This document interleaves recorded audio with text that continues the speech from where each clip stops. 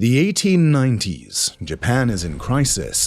A disease called three-day collapse sweeps the nation, killing hundreds of thousands. The cause? Contaminated water. The country's industrial dreams are drowning in filth. And as the nation panicked, one 19-year-old apprentice saw something no one else did. He wasn't a doctor, he was a metalworker, and he believed he could stop the plague with pipes. The technical challenge was almost impossible. Mass-producing leak-proof pipes was more alchemy than manufacturing, and he had to convince a desperate government to bet the entire nation's survival on an unproven teenager. But this isn't just a story about water. It's the story of how that one company would go from forging pipes to building the engines that powered a new Japan, to inventing a new kind of tractor that would conquer America, and finally, to creating the compact machines that build our modern world.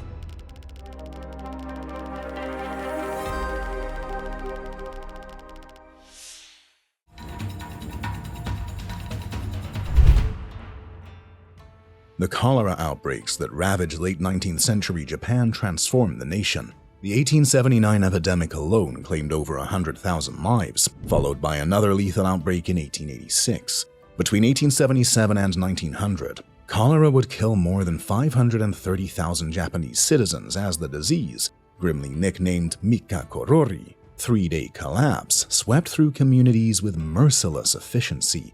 Traditional sanitation systems, adequate for a feudal society, crumbled under the demands of rapid urbanization. Wells contaminated by sewage became vectors of mass destruction. The Meiji government, racing to modernize Japan's infrastructure, faced a brutal reality. Without safe water, the nation's industrial aspirations would drown in disease. Into this crisis stepped Gonshiro Ode, a 19-year-old apprentice metalworker with an audacious vision. While others fled the epidemic, he saw opportunity in catastrophe. Ode had spent his youth obsessed with Western technology, dreaming of becoming what he called a Western-style blacksmith. Through disciplined apprenticeships, he mastered the art of metal casting and accumulated 100 yen, a substantial sum representing months of meticulous saving.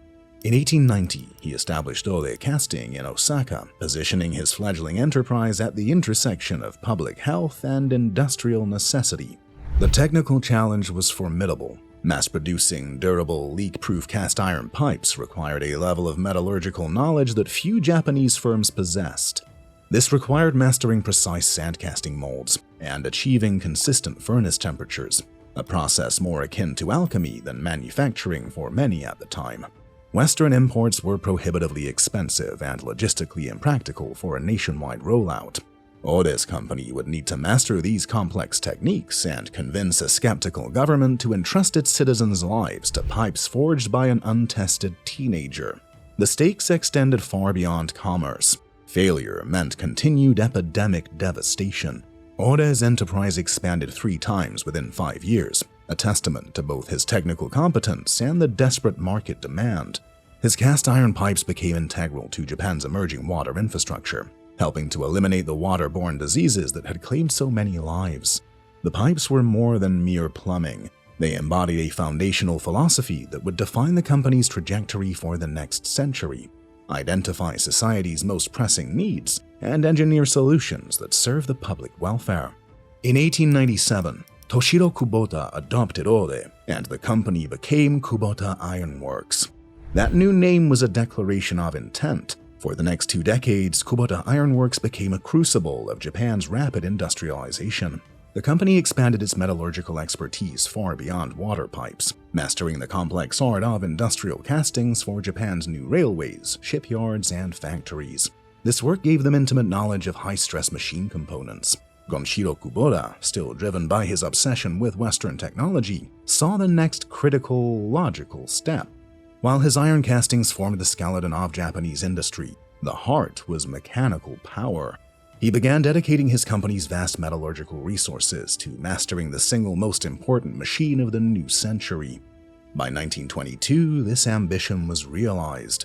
Gonshiro Kubota had achieved a remarkable transition from water infrastructure to mechanical power, mastering the complex technologies of the internal combustion engine.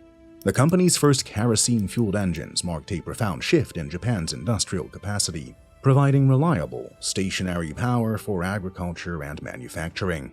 The Kubota oil engine earned recognition as an excellent domestic product by the Ministry of Commerce and Industry in 1930, cementing the company's reputation for engineering excellence. These were not abstract power plants. They were the heart of small-scale industry.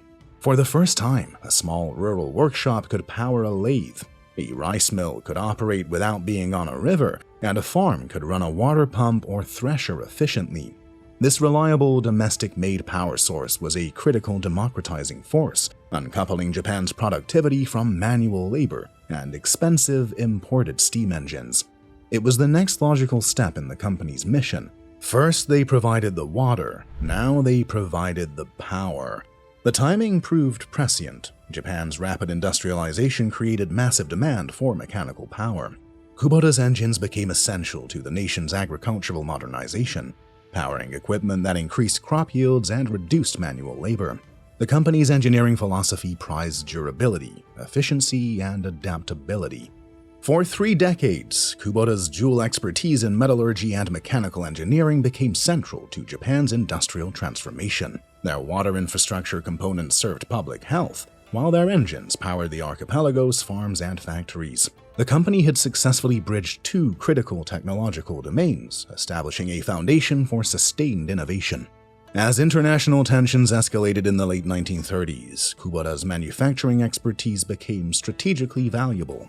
In 1944, the company received official designation as a munitions manufacturer, adapting its precision engineering for wartime production.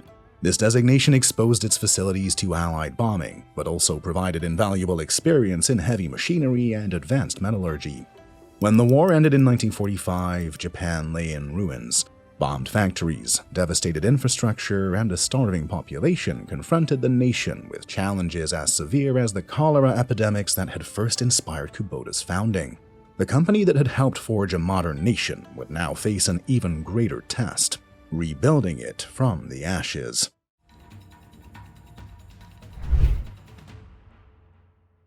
In post-war Japan, the agricultural crisis demanded immediate mechanical solutions.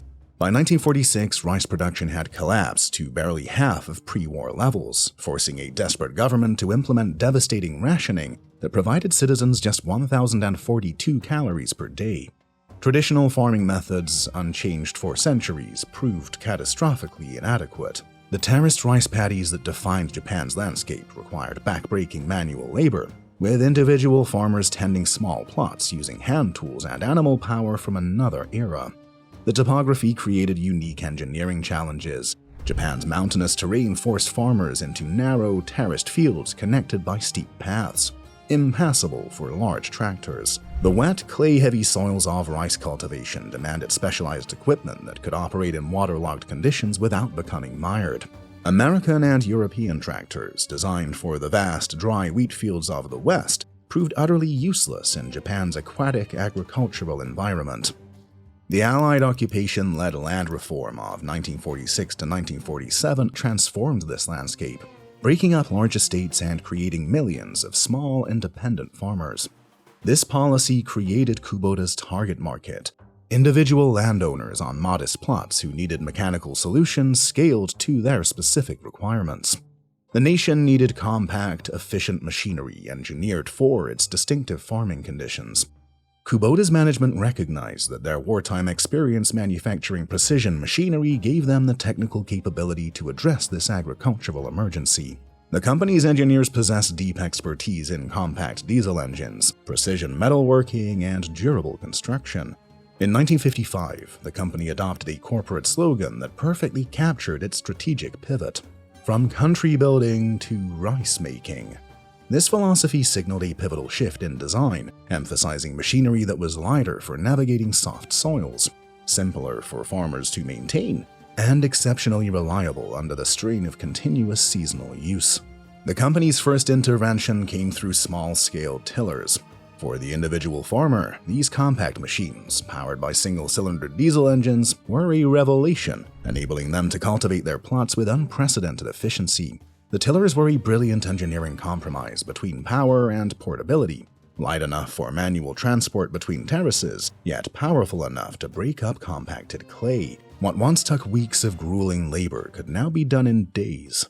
Building on this success, Kubota's engineering teams confronted an even more ambitious challenge, developing Japan's first ride-on agricultural tractor. The project demanded innovative solutions to seemingly contradictory requirements. The machine needed sufficient power to handle diverse tasks, while remaining compact enough to navigate the narrow boundaries between rice paddies. The breakthrough came in 1960 with the T-15, a compact diesel-powered tractor that triggered a tectonic shift in agricultural mechanization. The 15-horsepower machine weighed 900 kilograms and featured a 4 forward, 1 reverse transmission.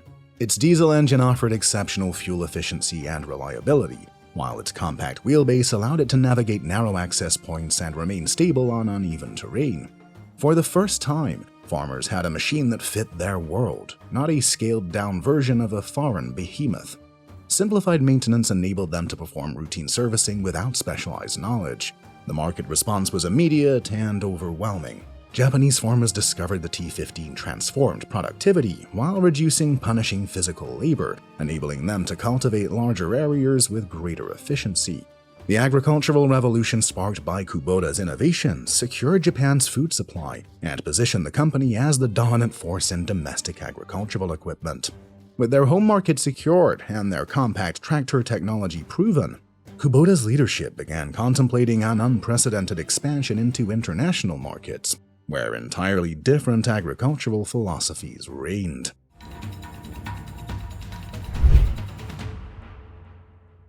The American agricultural landscape of 1972 was a study in consolidated power.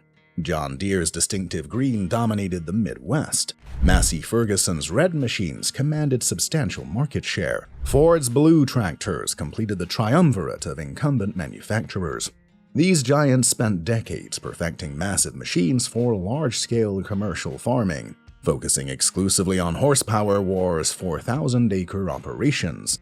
Their entire business, from engineering to marketing, was built to serve industrial agriculture, leaving other customer segments unaddressed.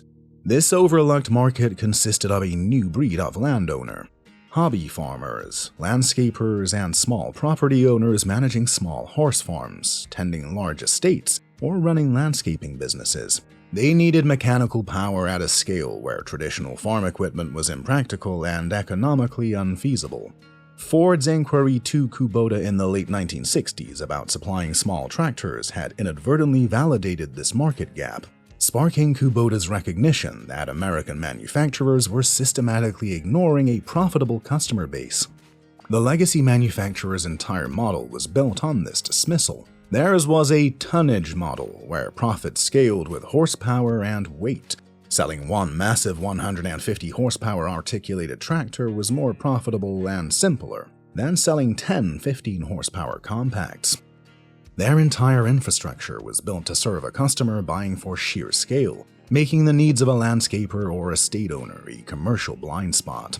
In American farming culture, color was more than aesthetics. Green signified John Deere's reliability and established dealer support. Red represented Massey Ferguson's global engineering heritage. Blue indicated Ford's automotive engineering applied to agriculture. These colors were tribal markers, with farmers demonstrating brand loyalty across generations. To enter this market was to challenge an identity. Kubota's American entry through Kubota Tractor Corporation in Compton City, California, in partnership with Marubeni Corporation, required success on two fronts.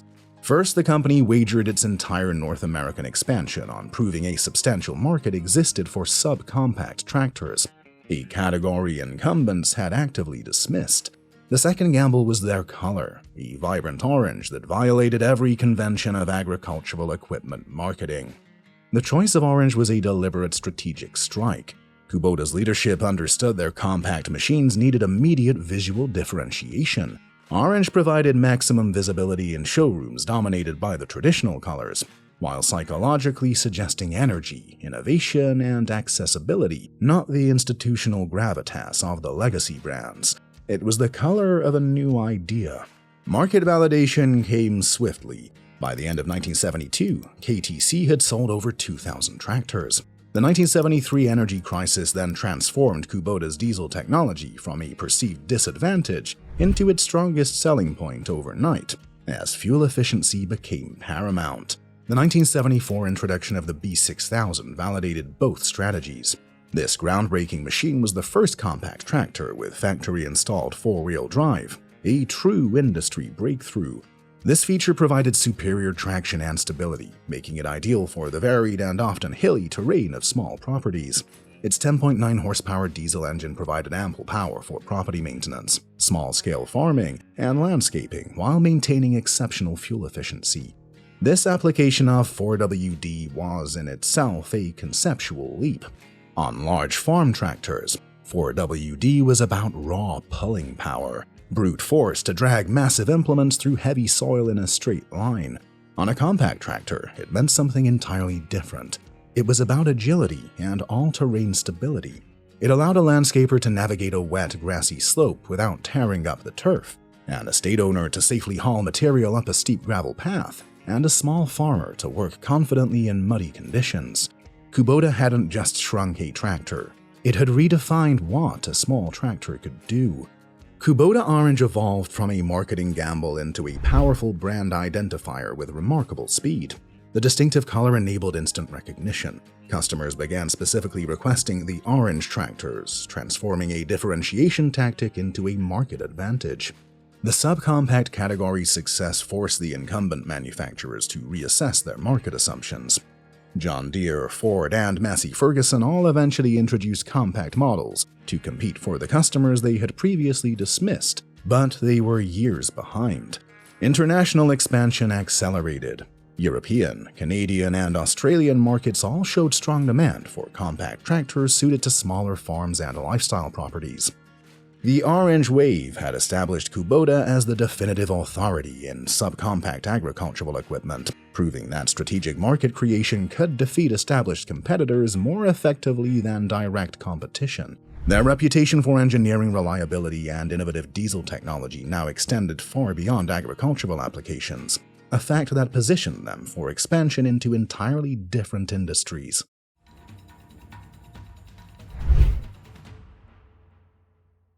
The construction industry of the 1980s presented Kubota with their next frontier. Confined urban construction sites exposed the core limitations of traditional excavation equipment.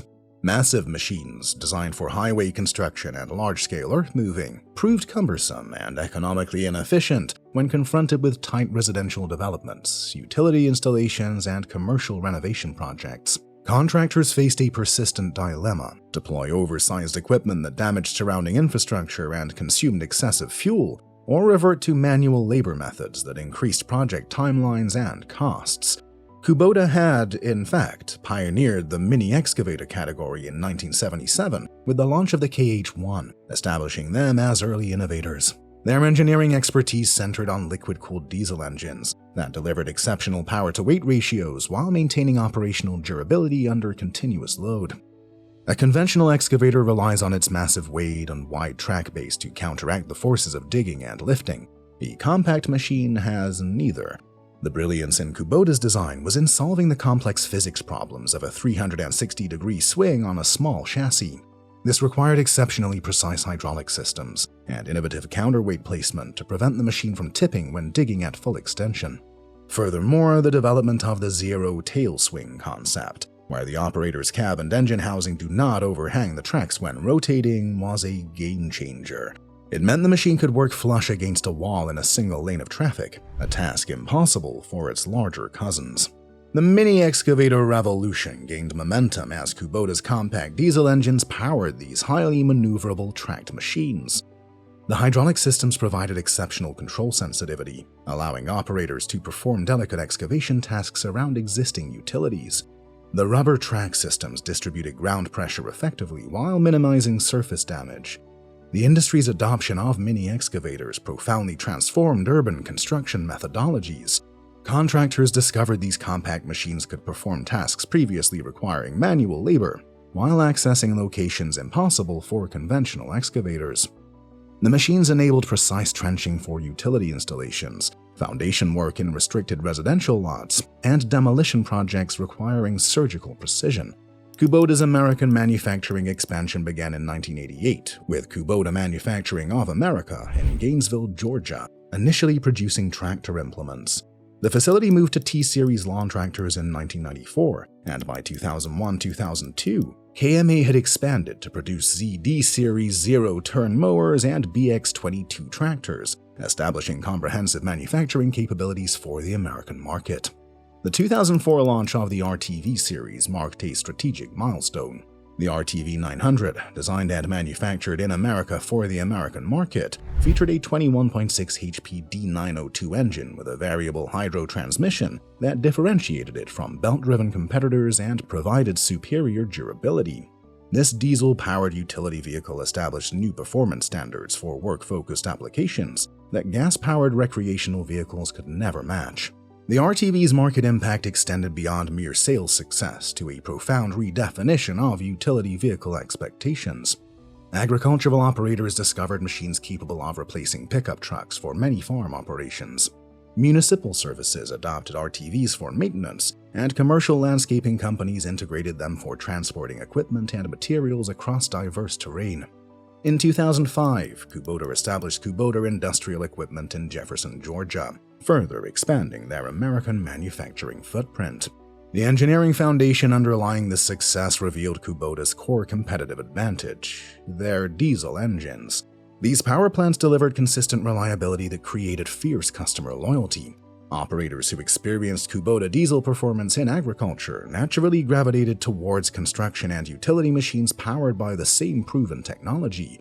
Kubota Orange had become the visual identifier for diesel-powered reliability across farms, construction sites, and commercial operations. The company had systematically demonstrated their ability to create and dominate compact equipment markets. As the new millennium progressed, however, global agriculture itself was undergoing a seismic transformation that would demand entirely new approaches to feeding the world.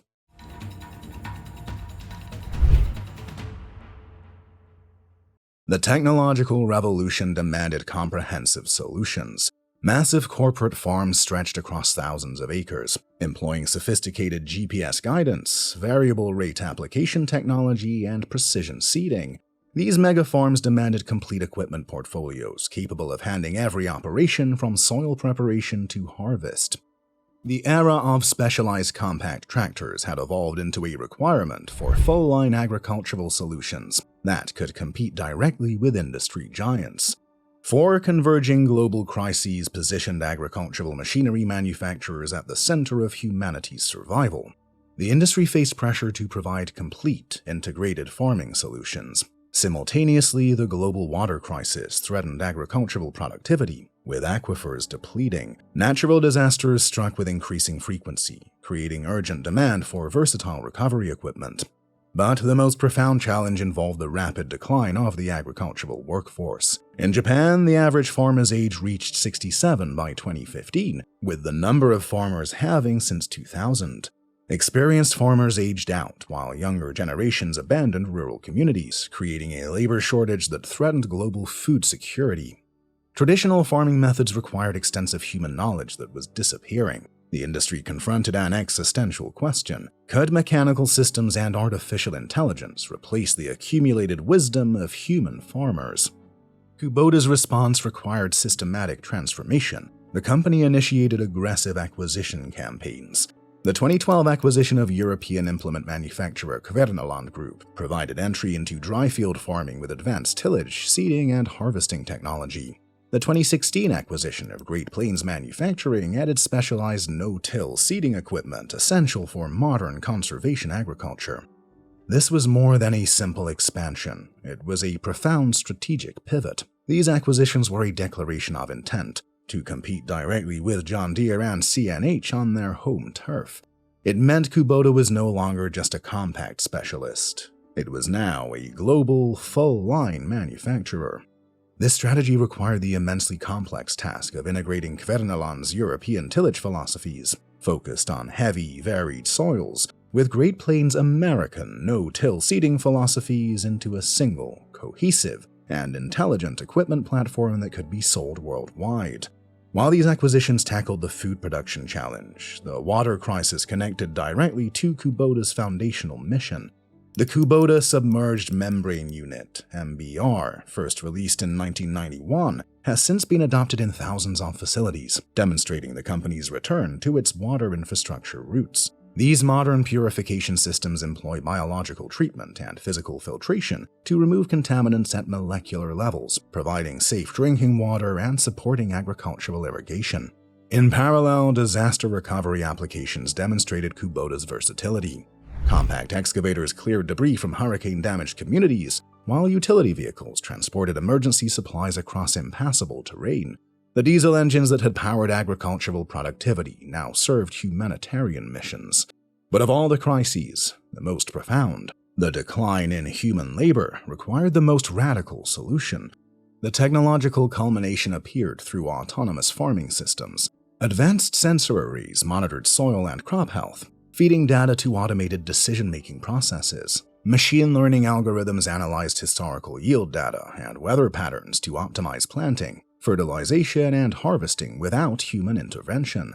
The X-Tractor concept, unveiled in January 2020 on Kubota's 130th anniversary, was the ultimate synthesis of this philosophy.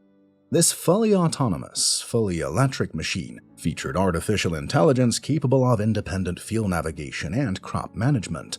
Its adaptive four-wheeled crawler morphology adjusted automatically to different terrain, while precision implement control enabled variable rate applications. Under current President Yuichi Kitao, the GMB 2030 vision launched in 2021 established the goal of becoming an essentials innovator for supporting life, addressing food, water, and environmental challenges as a singular theme.